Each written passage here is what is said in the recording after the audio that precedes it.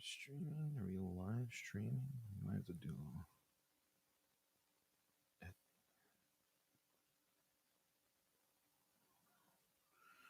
Around. Ah, cool. I was curious if this worked. Huh. All right, well, I'm gonna.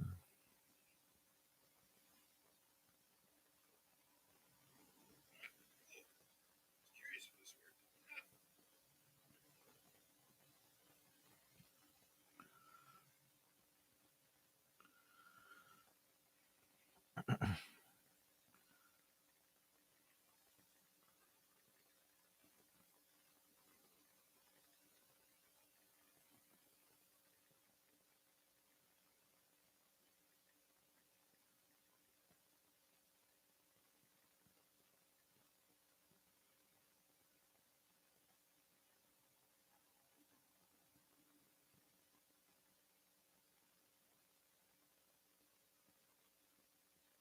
Such a rookie at this.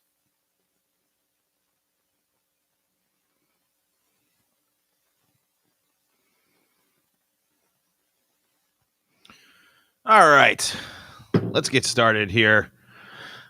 Trying out the live stream today on Locked On Rockies. What else are we going to talk about?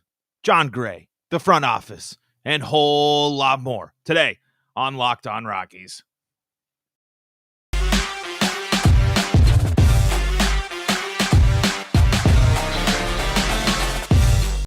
Rock on Rockies fans, welcome into today's episode of Locked On Rockies. I am Paul Holden, your host of the Locked On Rockies podcast, proudly part of the Locked On Podcast Network, your team every day. We thank you for making us your first listen.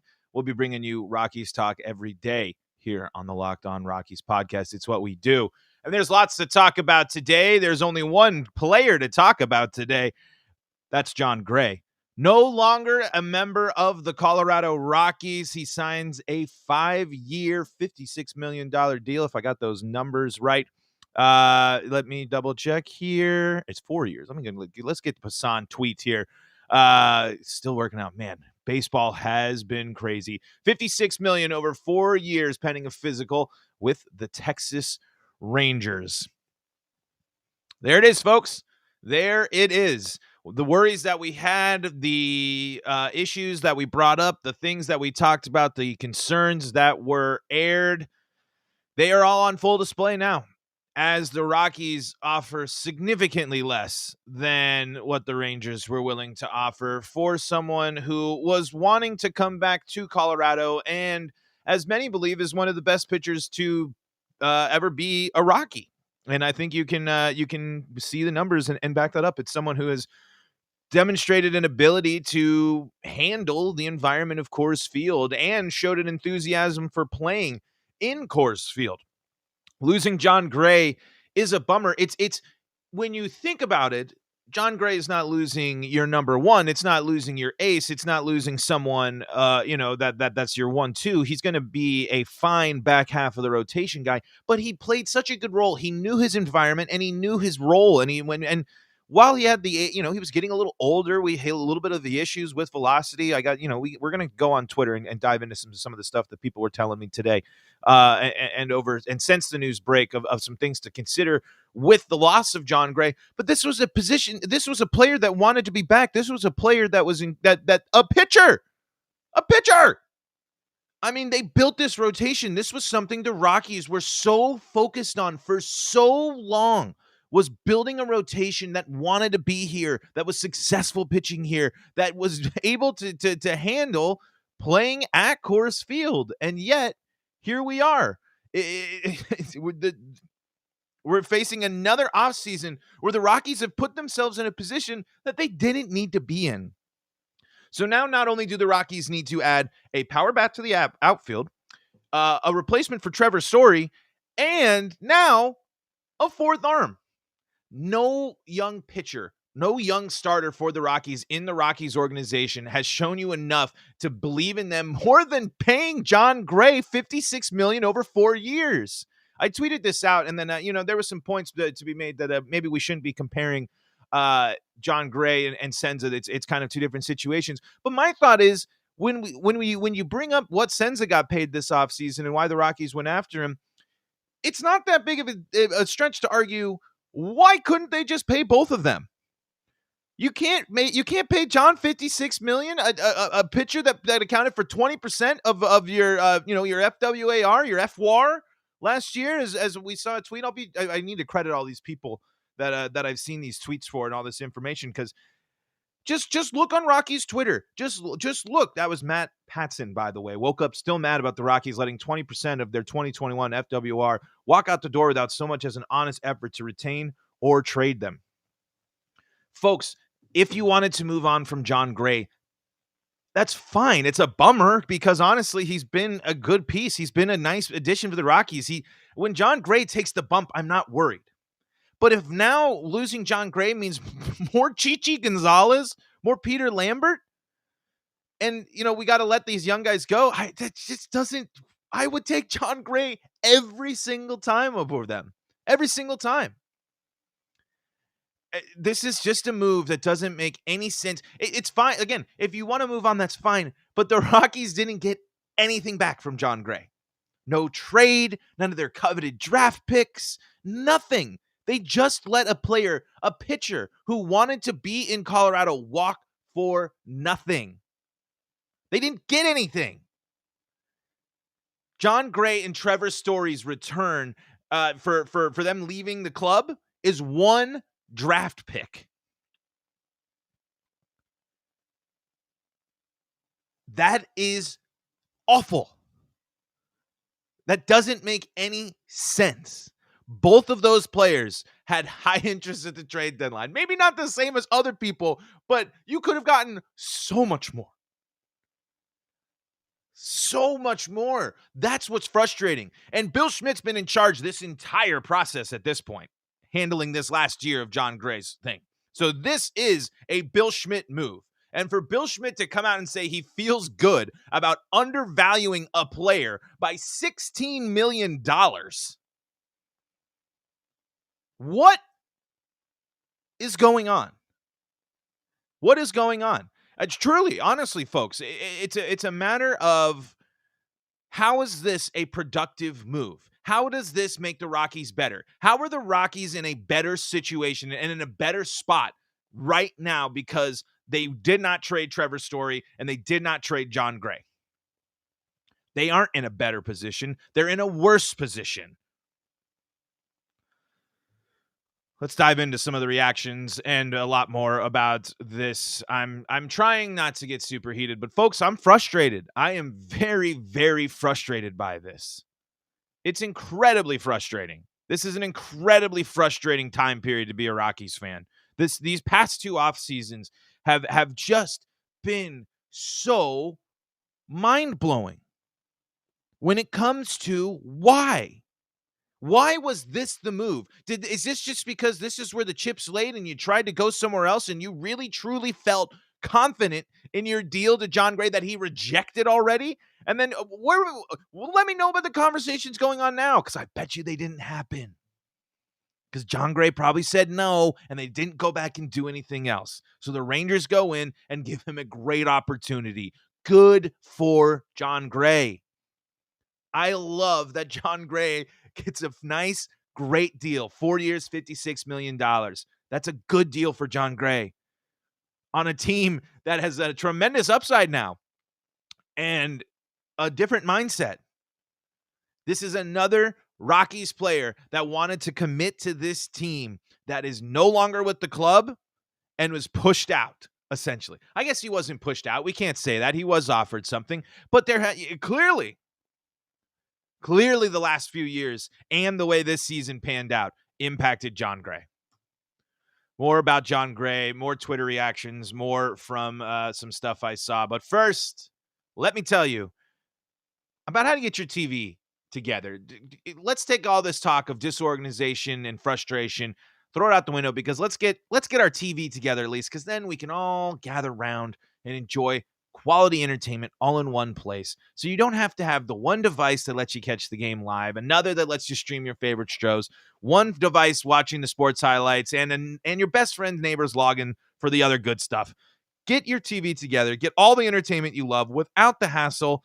Get it all with DirecTV Stream. It brings your live TV and on-demand favorites together like never before, so you can watch your favorite sports, movies, and shows all in one place. That means no more juggling remotes and no need to buy a device ever again.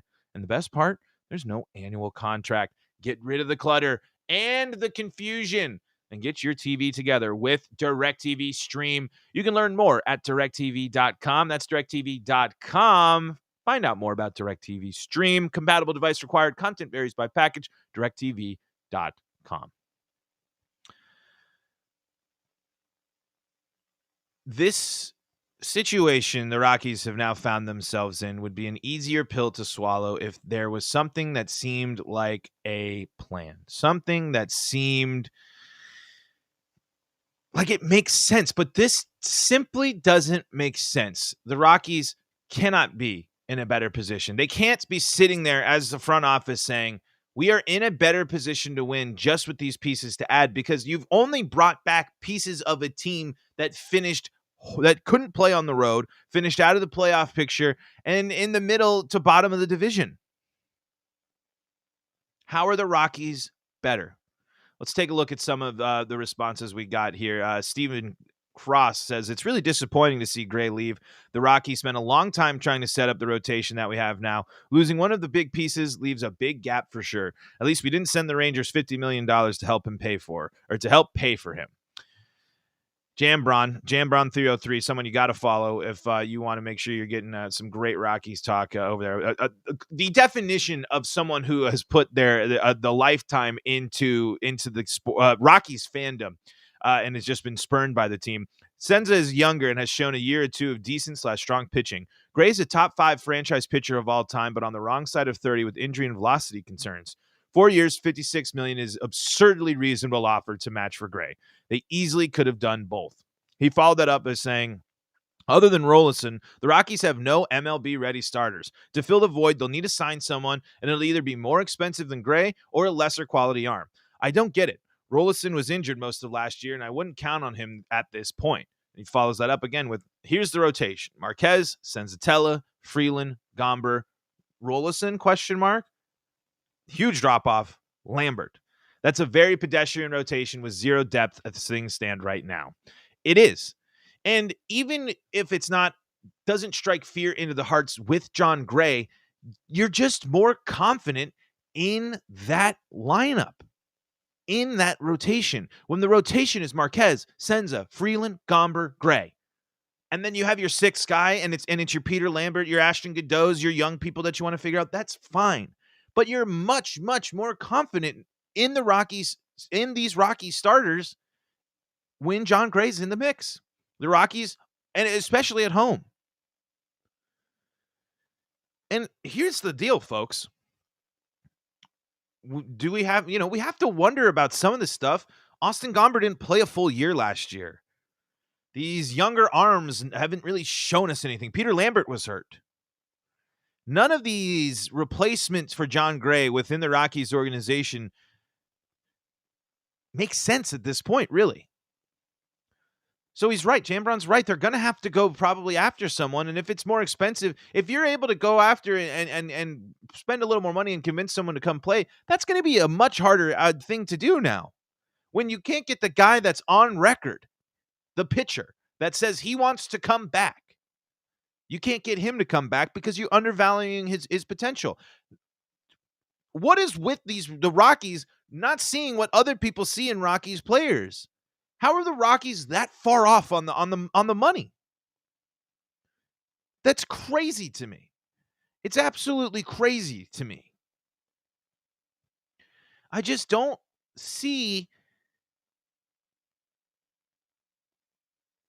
a path, because again, why are you willing to spend more money on someone else? I mean, which is great, but you're not going to get who out of the starting pitchers are the Rockies going to entice to come play for a team that's seeing exodus of free agents, of people that don't want to be there anymore, and disarray in the front office. It makes more sense to try and go roll the dice and play with the Mets or these other teams that have crazy stuff that happen to them all the time, because the Rockies are doing it to themselves. They're not even just letting things play out. They're not even taking the chances. Undervaluing Jon Gray by $16 million is ridiculous. Ridiculous. These players just come and they give the Rockies just such good performance, and then they don't see it the same way. Thomas Harding at Harding MLB. Amid reports that write on it, this is before, but GM Bill Schmidt said he spoke to Gray's representative and told John and Jacqueline are going to go in a different direction. Schmidt said he felt good about Colorado's offer and did not regret not dealing him at the deadline. The Athletic reported the Rockies offer a 3 to 4 years and $35 to $40 million, but ESPN reports that the Rangers deal at 4 years, $56 million. Like, come on. Again, it's one thing if you don't want to pay Jon Gray that money. I understand. But clearly the value of Jon Gray was higher than you thought was more. You do not put yourself in a better position to win and get back into contention by not trading Jon Gray. That is what we've learned now. Because there had to be more of a sign here. You had to have known earlier. The Rockies now get back for two players with considerable trade value, one draft pick. One draft pick. Why no qualifying offer, at least to Jon Gray? If you knew because with the fact that Jon Gray rejected this extension earlier into the offseason, why was the qualifying offer not at least extended so you could get two draft picks?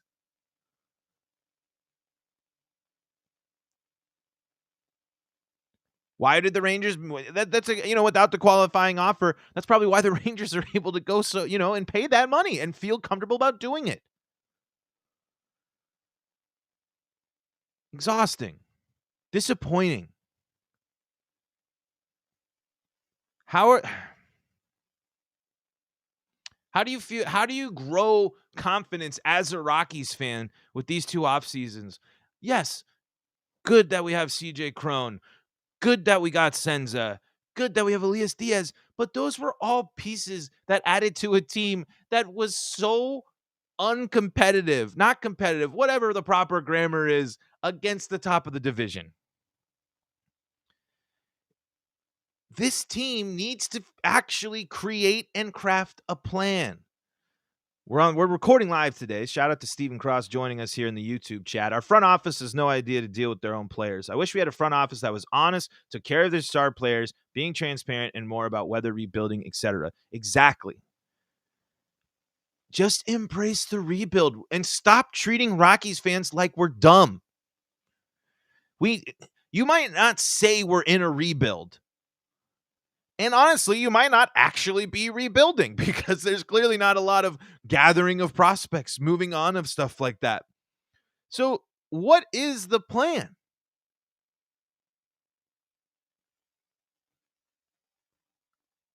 What is the plan then? Why don't we know what the plan is? Why wasn't there more of a plan at the trade deadline? If we're not rebuilding, what are we doing? Because we're not competitive with we are not competitive with the Dodgers and the Giants. Somehow we're still competitive with the Padres, but that's because they fell apart and all that stuff. And they're also the Padres. The Rockies always, beat the Padres. That's fine. But still, if you're not going to say we're rebuilding, if you're not going to say we're doing this, then what are we doing? More reaction from Jon Gray, more talking points, but I got a deal to tell you about. If you love Built Bars, it's the best Monday of the year, Cyber Monday. And Built.com is the place to aim your mouse. Get at least 20% off everything delicious and healthy. That's 20% off statewide. And even bigger discounts on Built Boost broth and Built Swag. A brand new Built Bar flavor has just landed in time for Cyber Monday. Caramel Almond Delight. And it delivers everything it promises. Caramelized chocolate, check. Almonds, check. Delightful, double check. Be sure to get yours before they're gone. 150 calories, 17 grams of protein. And this season, maybe you're craving white chocolate. For a limited time, get a special new Built Bar Puffs flavor, white chocolate cheesecake. The yummy protein treat filled with marshmallowy center, covered in white chocolate, 140 calories, 17 grams of protein. 'Tis the season to save and to give your taste buds the gift of Built Bar. Go to Built.com for these incredible tasting new bars and 20% off everything.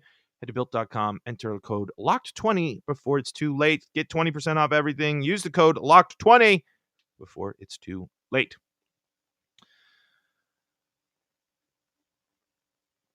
This is not a way to build confidence in your team, in your fan base, and in your club, and in the direction you want to go as a new GM. Whether you want to hide behind the interim tag during the year so that can explain the lack of trading and the lack of moves in season, we all knew Bill Schmidt was the GM of this team. It's as soon as he was appointed GM and the search didn't happen, we knew he was the GM of this team. And we were told when Bill Schmidt was appointed the GM of this team and given the role that he was easily the best candidate. How many times do you have to get hit over the head? Blah, bitty, blah, bitty, blah.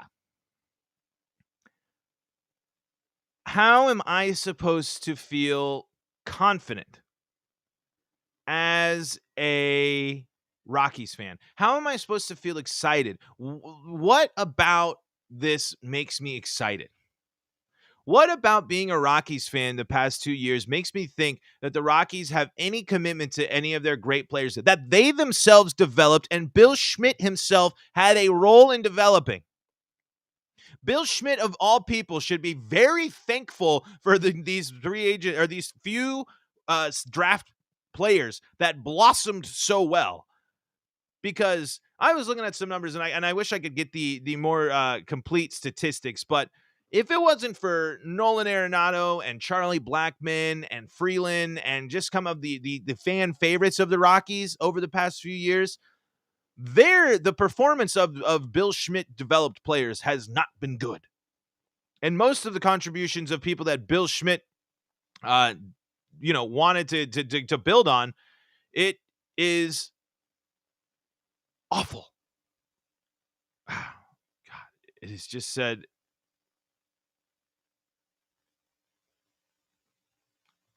How am I supposed to, again, where's my confidence? Where's my confidence coming? Am I as a fan supposed to feel like the Rockies are moving in the right direction? What about the performance on the field last year? Because guess what? Two players that contributed greatly to the success of the Colorado Rockies will not be on the team next year. Are they? And you're right. Free agency is has a. Oh wait, the entire organization is shutting down in 3 days, and all the Rockies have done is manage to bring back the utility players that are 3 years too late to the competitive window. It is nothing against those players being able to come back and get their opportunity. I am thankful that there are good players that want to sign with the Rockies, and I'm thankful that there are players like Jon Gray that wanted to be part of the Rockies, but understood and looked at the situation and went and got a better situation for themselves. No matter what happens to Jon Gray, which I hope he goes and has a very, very good career in Texas. He doesn't need to be the next starter for them, but if he can hold a back end of a bullpen for a Rangers team that's coming back with a whole bunch of fun, good for him. And you know what? If his buddy Trevor Story is doing it at short, good for them. Because they went after it, and they probably went to a team that said, look at the value of those players.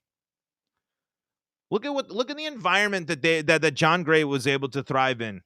And he's not perfect. Yeah. He's got that high ERA, that velocity issues, injury stuff, sure.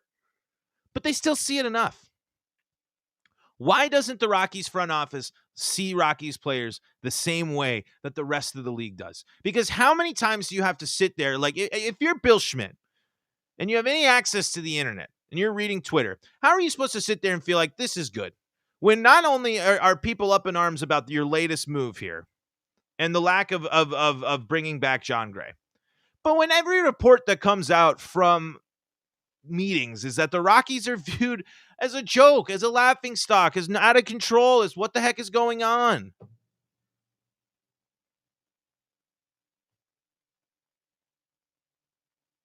That doesn't at least make you consider reevaluating how you're doing things?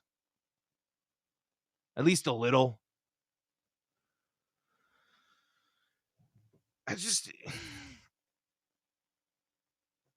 Again, it's not a matter of the Rockies, it's all over. Jon Gray didn't come back. It's fine if Jon Gray doesn't come back, but it's not fine that you didn't get anything in return. It's not fine that you let Jon Gray walk when there was multiple opportunities to have him either come back to the team and contribute as a player or to help him go off and go help a competitor down the stretch and then let him go off into free agency and do his thing while getting a haul back. The Rockies are not in a better position on November 29, 2021 because they kept Trevor Story and Jon Gray. They are, in fact, in a worse position because now they need three big things to address in an offseason that is already being gobbled up, or where free agents are already being signed for bigger markets, more money, and more exciting places to play. And then it's going to shut down in 3 days. But you can't sit here and say that, well, darn it, you undervalued a guy that wanted to be backed by $16 million. You let Trevor Story go, not trade him and let him go through a season of up and down, and you're going to only get one draft pick back. But Bill Schmidt loves to draft. I feel like I'm just ranting at this point, folks. I'm going to cut it off here. Thank you for tuning in to the Locked On Rockies podcast for today. There will be more of this talk this week, honestly. We have to keep addressing this. Where the Rockies go from here, we'll figure it out. I know if you listened, it sounded like I was making Jon Gray out to be the best pitcher the Rockies have ever seen, and that's not the case. It's the case of being in a situation where the Rockies could have been in a more rebuild. They could have moved on earlier and gotten stuff in the bat instead. And instead, there are two of the biggest trade pieces the Rockies had in 2021. The return is one draft pick and more tweets about what the heck is going on in Colorado. Thank you for tuning in. We're on streaming services. You can find us there. Follow us there. We're streaming live this episode. Not all the time. We're not going to stream the episodes live. Figured I wanted to test it out and have some fun today. But yeah, we've been live here with the show on YouTube today.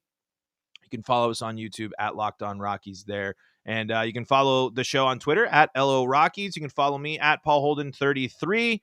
I'll be bringing you a Rockies talk all year long right here on the Locked On Rockies podcast. More to come this week. More Jon Gray talk. More fun. Well, we'll try to have some fun next time on the Locked On Rockies podcast. Thank you so much for listening. And until next time, folks, so long.